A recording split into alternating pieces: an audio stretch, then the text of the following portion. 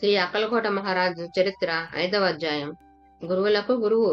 ఏ మహాత్ముని గొప్పతనమైనా ఆయన ఎంతమంది శిష్యులను తనంతటి వారుగా చేశారోనన్న దాన్ని బట్టే అంచనా వేయాలి. లేకుంటే అంతటి వారు దాసోహం అంటూ వారి పాదాలను ఆశ్రయించారోనన్న దాన్ని బట్టైనా అంచనా వేయాలి. ఈ దృష్ట్యా చూస్తే ఈ స్వామి వలన మహాత్ములు రూపొందినంత మంది మరే గురువు దగ్గర అయినట్లు తోచరు. అందరినీ గురించి ఈ పుస్తకంలో రాయడం సాధ్యం కాదు. సుమారు 25 మంది దాకా ఈయన శిష్యులు మహోన్నత దశకొచ్చారు. అందులో ప్రతి ఒక్కరి చరిత్ర ఒక్కొక్క గ్రంథంగా వెలువడాల్సి వస్తుంది. మచ్చుకి కొంతమందిని గురించి ఇక్కడ ప్రస్తావిద్దాం. శ్రీ నరసింహ సరస్వతి. పండరీపురంలో ప్రసిద్ధికెక్కిన విఠల స్వామి గొప్ప పండితుడనే కాక నిరంతరం యోగస్థితిలోనూ ఆనందములో ముని తెలుతూ ఉండేవారు. అట్టి వారికి కలిగే సందేహాలు ఎవరు తీర్చగలరు? ఒకనాడు ఆయన తన సందేహ నివృత్తికని స్వామి దర్శనార్థం అక్కలకోట బయలుదేరారు. స్వామి సర్వజ్ఞులు కదా. ఆ వార్త అందక మునిపే అక్కలకోట స్వామి రాజుని పిలిచి తమ ఎదుట రోడ్డు మీద ఒక లేడి చర్మాన్ని పరచమని, ఒక యోగి తమ దర్శనార్థం వస్తున్నారని చెప్పారు. మిట్ట మధ్యాహ్నపు ఎండలో విఠల స్వామి రాజభవనానికి వచ్చి అక్కడ రోడ్డు మీద వేసిన లేడి చర్మం మీద నిలుచొని అక్కడి నుండే స్వామి దర్శనం చేసుకున్నారు. ఆయన ఏమీ అడక్కముందే షట్ చక్రాలలో ఒక్కటైన అజ్ఞా చక్రాన్ని ఎలా ఛేదించాలో వివరించే ఒక శ్లోకాన్ని స్వామి ఆయనకు చెప్పి తమ కృపా దృష్టిని ఆయన మీదకు కొన్ని నిమిషాలు ప్రసరింపజేశారు. వెంటనే ఆ యోగి సమాధిని పొంది 2 గంటల సేపు అనిర్వచనీయమైన ఆనందాన్ని అనుభవించాడు. ఉన్మని అని చెప్పబడే ఉత్తమ యోగ స్థితిలో నుండి స్వామి తిరిగి మరికొంచెం సేపు విఠల స్వామికి యోగ దృష్టిని ప్రసాదించడంతో విఠల స్వామికి తిరిగి లౌకిక ప్రజ్ఞ కలిగింది. అప్పుడు స్వామి ఆ యోగిని ఆలందీలో ఉండమని ఆజ్ఞాపించారు. అట్లాగే ఆ యోగి అఖండ నామజప సంకీర్తనలతో 12 ఏళ్లు ఆలందీలో ఉండడమే కాక అందరి చేత భగవన్నామస్మరణ చేయిస్తూ ఆర్తితో భజన చేసే వారికి తాను యోగశక్తితో సృష్టించిన వస్తువులను బహుమానంగా ఇచ్చేవారు. తర్వాత కొంతకాలానికి విఠల స్వామి తిరిగి స్వామి దర్శనానికి వచ్చారు.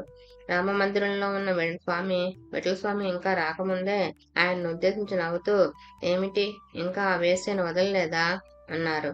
స్వామి ఆ మాటలు ఎవరిని ఉద్దేశించి అన్నారో, వాటి భావం ఏంటో అక్కడ ఉన్న ఎవరికీ అర్థం కాలేదు. విఠల స్వామి కొంతసేపటికి స్వామి సమక్షంలోకి వస్తూనే నమస్కారం చేస్తూ, మహారాజా, నేను అందుకు సిద్ధంగానే ఉన్నాను, కానీ అందుకు మీ కటాక్షం అవసరం అన్నారు. ఈ స్వామి ప్రేమతో నవ్వి తన భక్తులను నేల మీద జింక చర్మం పరవమని ఆజ్ఞాపించారు. విఠల స్వామి దాని మీద నిలిచి స్వామి దర్శనం చేసుకుని వెళ్లిపోయారు. పైన రాయబడిన స్వామి వాక్యంలో వేశ్య అన్న పదం ఆ యోగి ప్రతిష్ఠిస్తున్న సిద్ధులకు వర్తిస్తుంది. ఆ యోగి అసలు పేరు శ్రీ నరసింహ సరస్వతి. వీరు గొప్ప సిద్ధపురుషులుగా ప్రసిద్ధికెక్కారు. బీడ్కర్ మహారాజ్. చిన్నతనంలోనే తండ్రిని కోల్పోయిన రామానంద్ బీడ్కర్ బాల్యం నుండే భగవత్ చింతన కలవాడు. చిన్నతనంలోనే ఎన్నో యాత్రలు చేసి చివరికి పూనాలో నగలు గంధపు చెక్కల వర్తకం చేశారు. ఒకప్పుడు ధన పిపాసతో ఎంతో కష్టం మీద రాగి మొదలైన లోహాలను బంగారంగా మార్చే విద్యను సంపాదించారు. పెద్ద ధనవంతుడు అవడంతో ఇతర దురలవాట్లు కూడా అబ్బి వ్యాపారం కోసం గ్వాలియర్ వెళ్ళినప్పుడు ఒక స్త్రీ వ్యామోహంలో పడి తాను బ్రతికున్నంత వరకు ఆమెను పోషిస్తాను అని వాగ్దానం చేశాడు. కానీ పాపభీతి అతన్ని వదలలేదు. కొద్ది కాలానికి ఆమె చనిపోవడంతో సమస్య తీరిందనుకున్నాడు. కానీ అతడు కామాన్ని జయించలేకపోయాడు. ఒకసారి బీడ్కర్ ఒక సాధువుతో తన భగవత్చింతంతో పాటు తన బలహీనతలను కూడా చెప్పుకున్నాడు. సాధువు నవ్వి, బలహీనతను త్యాగం చేయలేని నీ వంటి వాడికి కాదు యోగం అన్నాడు. ఆ మాటలు బీడ్కర్లో ఎక్కలేని పట్టుదలను కలిగించాయి. ఏనాటికైనా ఆ సాధువు యొక్క మన్నన పొందాలని నిర్ణయించుకున్నాడు. వెంటనే ఒక ఆంజనేయ స్వామి ఆలయానికి వెళ్లి అన్నపానీయాలు మాని నిరంతరం ఆంజనేయ కవచాన్ని పఠించాడు. ఒకరోజు రాత్రి అతనికి అక్కలకోటకు పొమ్మని ఒక దివ్యమైన సూచన కలిగింది. వెంటనే అక్కలకోటకు వెళ్ళాడు. కానీ స్వామి రాజాంతఃపురంలో ఉండడం వలన ఆ రోజు దర్శనం లేదన్నారు. వెంటనే స్వామి గారి దర్శనం అయ్యే వరకు అన్నపానీయాలు తాకదని శపథం చేసుకున్నాడు. ఇది స్వామి నామాన్ని స్మరిస్తూ 2 రాత్రులు గడిపాడు. అంతవరకు అతని భక్తికి పరీక్షించిన స్వామి అకస్మాత్తుగా కోట గోడ దూకి అతని దర్శనం ఇచ్చారు. అప్పుడు స్వామి అడిగారు, ఎందుకు నమస్కరిస్తున్నావు అని. ఆధారం గట్టిగా ఉండాలి అన్నాడు బీడ్కర్. స్వామి ఒక వంక వేలు చూపుతూ అటు చూడు అన్నారు. అక్కడ కొంకిన ఒక లేడి చర్మం వేలాడుతూ ఉంది. తాను యోగం అభ్యసించాలని స్వామి భావన అయి ఉండవచ్చని నిర్ధారణ చేసుకోవడానికి నమస్కరిస్తూ, నాకేమీ తెలియదు అన్నాడు బీడ్కర్. స్వామి ఎటువంటి అజ్ఞానం అని గర్జించి ఇష్టం వచ్చినట్లు తిట్టిపోశారు. అక్కడ ఉన్న చోళప్ప సుందరాబాయి అనే భక్తులు నెమ్మదిగా బేడ్కర్ చెవిలో, నీవు గృహస్థివి, స్వామికి కోపం వస్తే నాశనమైపోతావు, జాగ్రత్త అని హెచ్చరించారు. బేడ్కర్ నమ్రతగా స్వామితో, మీరు నన్ను చంపినా సరే, రక్షించినా సరే, మీ పాదాలనే శరణు వేడతాను, కఠోరమైన మీ తిట్లను మధురమైన ఆశీస్సులుగా స్వీకరిస్తాను అని అన్నాడు. అయినా స్వామి శాంతించక, నీవు వచ్చిన పని అయింది, పో ఇక్కడి నుంచి అని గద్దించారు. నివ్వెరపోయి నిల్చున్న బేడ్కర్ కి స్వామి యోగ దృష్టితో శక్తిపాతం చేశారు. ఆ శక్తి వాహినికి తట్టుకోలేక బేడ్కర్ శరీరం అంతా జలధరించింది. స్వామికి సాష్టాంగపడి బేడ్కర్ సంతోషంగా పూణే వెళ్లిపోయాడు. అతని ప్రయత్నం ఏమీ లేకనే అతని మనస్సు సర్వకాల సర్వావస్థల్లోనూ జ్ఞాన వైరాగ్యాలతో నిండి అంతర్ముఖమై అహర్నిశలు నిరంతర జపంలో లగ్నమైంది. ఇది కదా కావాల్సింది. ఇక్కడ మనం గమనించవలసింది ఏంటంటే ఒక రహస్యం ఉంది. షిరిడి సాయిబాబా లాగానే స్వామి కూడా తరచూ భక్తులను తిట్టడానికి తిట్టేవారు. ఒకప్పుడు సన్నిహితుడైన ఒక భక్తుడు కారణం అడిగినప్పుడు శ్రీ సాయి రహస్యాన్ని బయటపెట్టారు. అవి తిట్లు కావు, ఆశీర్వచనాలు అని. అట్లానే బేడ్కర్ ని పో ఇక్కడి నుంచి అని స్వామి గద్దించినప్పుడు వెళ్ళగొట్టింది బేడ్కర్ లోని అజ్ఞానాన్ని. సాయి ఒకప్పుడు తన భక్తుడి శరీరంలోని విషయాన్ని అదే విధంగా బయటకు వెళ్ళగొట్టడం ఆయన చరిత్రలో మనం చూడవచ్చు. ఒక మాఘ పౌర్ణమి నాడు బేడ్కర్ స్వామిని దర్శించాడు. ఇప్పుడు స్వామి అన్నారు, ఈ మామిడికాయ సగం పండింది, పూర్తిగా పండినప్పుడు పని పూర్తవుతుంది అని. ఆ తర్వాత 3 సంవత్సరాలకి బేడ్కర్ తిరిగి స్వామిని దర్శించి స్వామి ఉపదేశం ఇచ్చే వరకు ఆయన సేవలో ఉండాలని నిర్ణయించుకున్నాడు. ఒకరోజు అతడు స్వామి పాదాలు ఎంతసేపు వచ్చినా ఆయన చాలు అనలేదు. రాత్రంతా అలానే గడిచింది. స్వామి అతని భక్తిని పరీక్షించదలిచారు కాబోలు.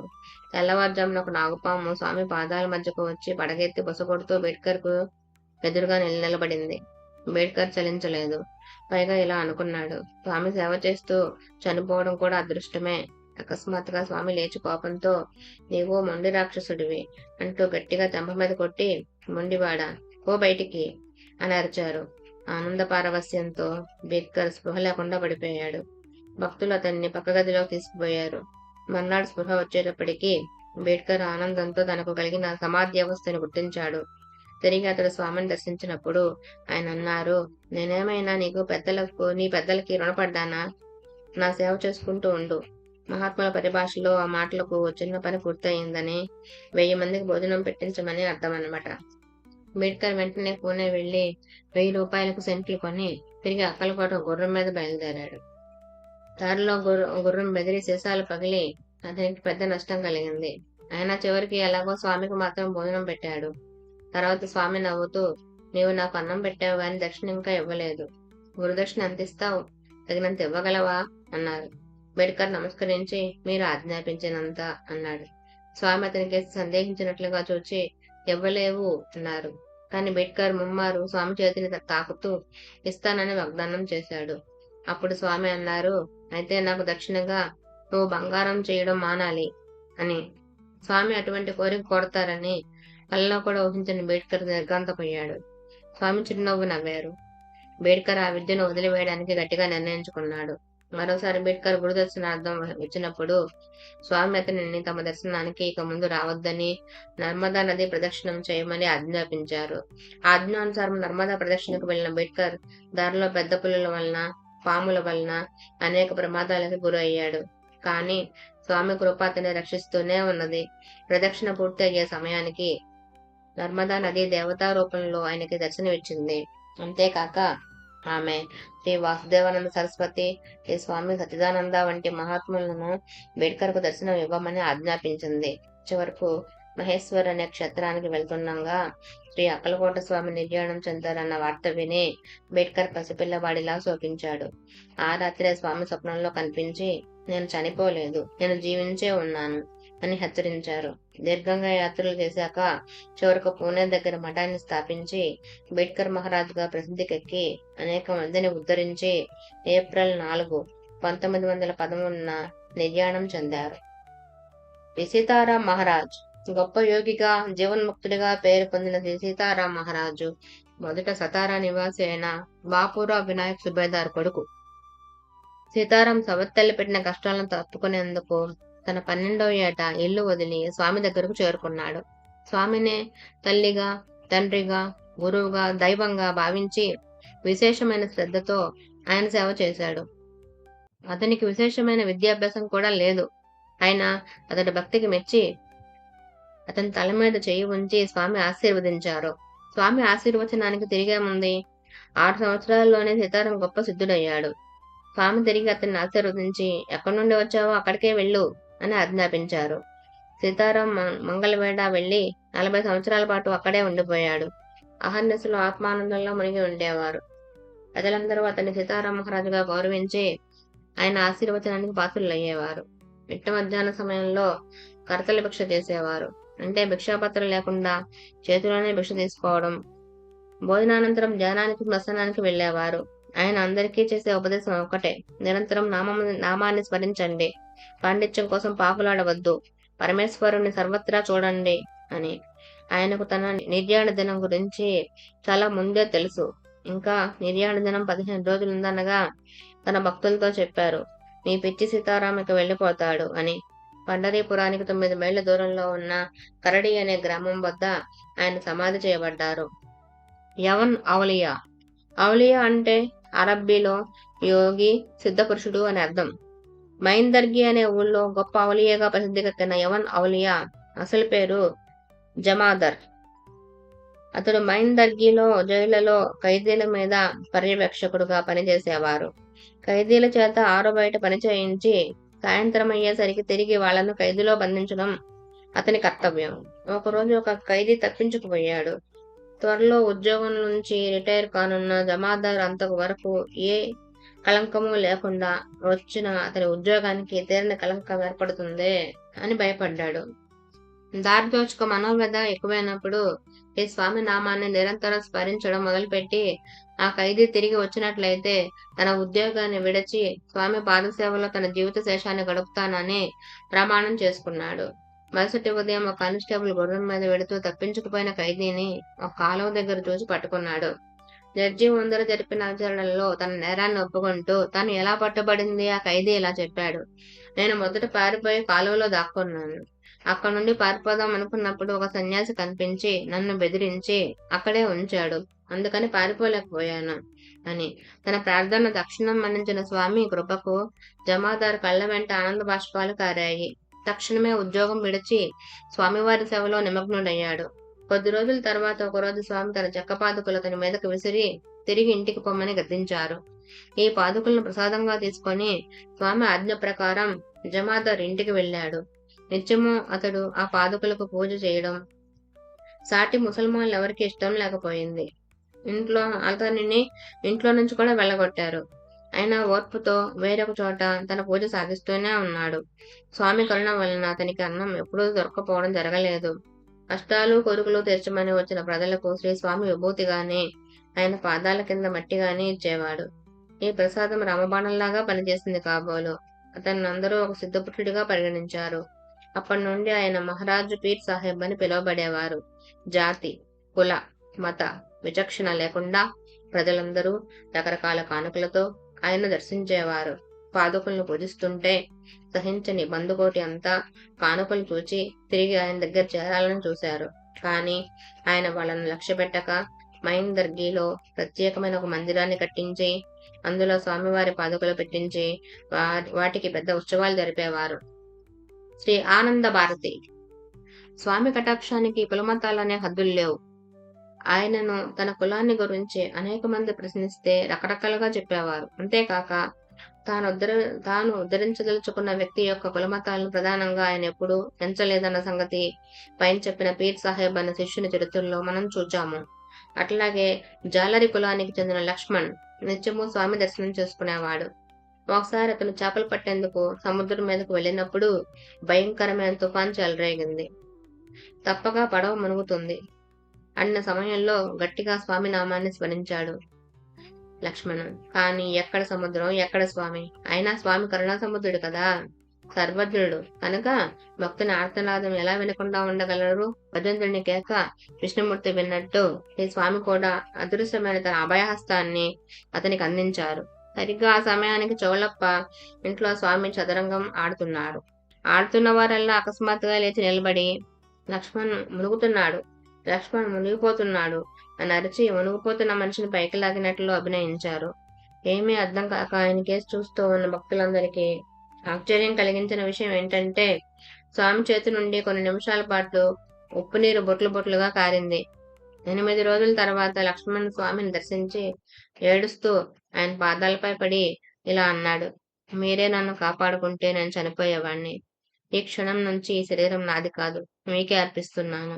ఈ సంసారంలో ఇక ఉండను అని స్వామి చిరునవ్వుతో మౌనంగా ఉండిపోయారు. లక్ష్మణ్ అన్నమాట చెల్లించుకున్నాడు. తన జీవితకాలం అంతా అక్కలకోటలోనే గడిపాడు. శ్రీ ఆనందనాథ్ మహారాజు మీరు పూర్వాశ్రమంలో ఆయుర్వేద వైద్యులకు అవసరమయ్యే మూలిక అమ్ముతుండేవారు. ఒక వైద్యుని దగ్గర స్వామిని గురించి విని దర్శనానికి అక్కలకోట వచ్చారు. అక్కడ ఒక పెద్ద మర్రి చెట్టు కింద కూర్చొని ఆయన చెరువులో కాలు కడుక్కున్నాడు. ఇంతలో ఒక చిన్న మర్రి కొమ్మ విరిగి ఎత్తిన పడడంతో ఆయన పైకి చూశారు. అక్కడ స్వామి దర్శనమిచ్చి ఆశీర్వచనంగా తన హస్తాన్ని భక్తుని శిరస్సు మీద ఉంచారు. తక్షణమే భక్తుని హృదయంలో తీవ్రమైన వైరాగ్యం చెలరేగింది. 6 సంవత్సరాల పాటు దిగంబరావస్థలో అక్కలకోటలోనే ఉండిపోయారు. ఆయన తరచూ స్వామి సమక్షంలో భజనలు చేస్తూ కీర్తనలు పాడుతుండేవారు. ఒకరోజు స్వామి తన నోట్లో నుంచి పంచలోహాలతో చేయబడిన 2 పాదుకలను తీసిచ్చి ఆ దిగంబర స్వామిని వేరొక చోటికి వెళ్లి మఠం స్థాపించమని ఆజ్ఞాపించారు. ఆ పాదుకలు అరంగుళం కంటే తక్కువ ప్రమాణంలో ఉన్న స్వామి పాదాలలో ఉన్న రేఖలన్నీ యథాతథంగా వాటి మీద ముద్రించబడి ఉండడం ఆశ్చర్యకరం. ఈ దిగంబర స్వామి శ్రీ ఆనందనాథ్ మహారాజ్ అనే పేరుతో ప్రసిద్ధికెక్కి యవల, గోదావడే, తావడే అనే ఊళ్ళల్లో మఠాలు స్థాపించి తావడేలో స్వామి ప్రసాదించిన పాదుకలను ప్రతిష్ఠించారు. ఈ స్వామి నిత్యార్చనకు అవసరమైన శ్లోకాలు, కీర్తనలు, పాటలు, బహుపరాకులు ఇలా రాశారు. స్వామి కృప వల్ల ప్రాప్తించిన గొప్ప శక్తులతో ప్రజలకు ఆరోగ్య సౌఖ్యాలను ప్రసాదిస్తూ మహావైభవంగా జీవించారు. వీరు 1903లో జ్యేష్ఠ శుద్ధ షష్ఠి నాడు వెంగుర్లా అనే ఊరిలో సమాధి చెందారు. శ్రీ తాతా మహారాజ్ బొంబాయి నివాసి అయిన రామచంద్ర వెంకటేష్ బరాడ్కర్ అనే గౌడ బ్రాహ్మణుడు వనమూలికల వర్తకం చేసేవారు. ఆయన బాల్యం నుండి శివ పూజ యందు ఆసక్తి కలిగి ఉండేవారు. తరచుగా బొంబాయిలోని బాబునాథ్ ఆలయానికి వెడుతుండేవారు. ఒకసారి అతనికి శంకరుడు కలలో కనిపించి సగుణ రూపంలో అక్కలకోటలో దర్శనమిస్తానని అతన్ని అక్కడికి రమ్మని చెప్పారు. కొంతకాలానికి అతడు అక్కలకోటకు వచ్చినప్పుడు స్వామి ఆ కళ గురించి ప్రస్తావించడమే కాక ప్రత్యక్షంగా శంకరుని రూపంలో దర్శనమిచ్చారు. ఆ రూపాన్ని చూచి రామచంద్రుడు భయంతో వణిగిపోయాడు. విశ్వరూపాన్ని చూచి భయపడిన అర్జునునికి మరుక్షణమే సౌమ్య రూపంలో దర్శనమిచ్చాడు శ్రీకృష్ణుడు. అలాగే స్వామి కూడా ఈ భక్తుడికి విష్ణువుగాను బ్రహ్మగాను కూడా దర్శనమిచ్చారు. అప్పుడు రామచంద్రుడు స్వామి పాదాల మీద పడి, స్వామి నాకు భయంకరమైన ఈశ్వర దర్శనం వద్దు, యతి రూపంలో దర్శనం ఇవ్వండి చాలు అని ప్రార్థించాడు. స్వామి తద్దేకంగా అతని కేసు చూస్తూ, దర్శించేందుకేముంది, నేనే నీలోకి వచ్చేస్తాను అంటూ అతని హృదయాన్ని తాకారు. తక్షణమే ఆ భక్తుడు సమాధి స్థితి పొందాడు.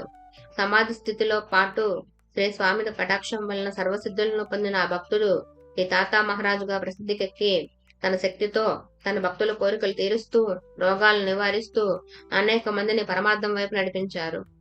తన భక్తులకు రోగాలు నివారించడంలో తాతా మహారాజు ఒక వినూత్నమైన పద్ధతిని అవలంబించారు.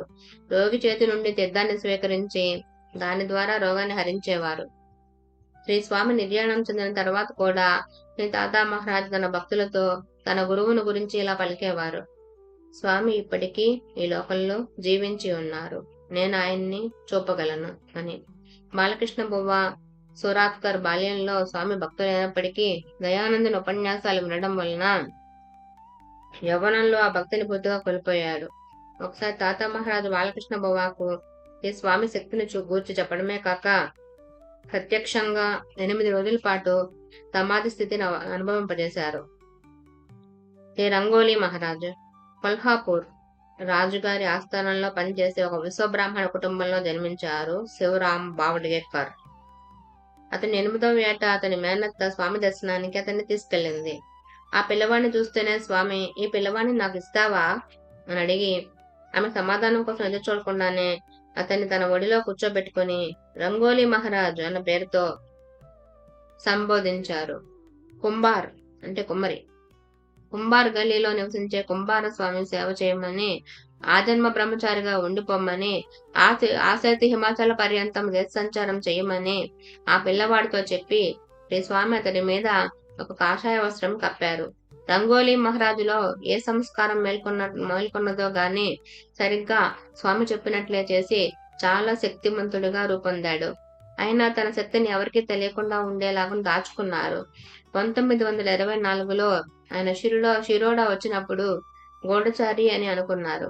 ఆయన ప్రభు అస్పోంకర్ అనే వర్తకుడి బట్టల దుకాణంలో ఉండేవారు. అధికంగా టీ, బీడీలు తాగేవారు. అయినా అందుకు అవసరమయ్యే డబ్బు మాత్రం ఎవరిని అడిగి తీసుకునేవారు కాదు. రంగోలీ మహారాజుకు ఒక వింతైన అలవాటు ఉండేది. బీడీ తాగాక దాన్ని ఆపకుండా అవతల పారేసేవారు. ఒకసారి ఆ వర్తకుడు ఆయనకు అలా చేయొద్దని వారించాడు.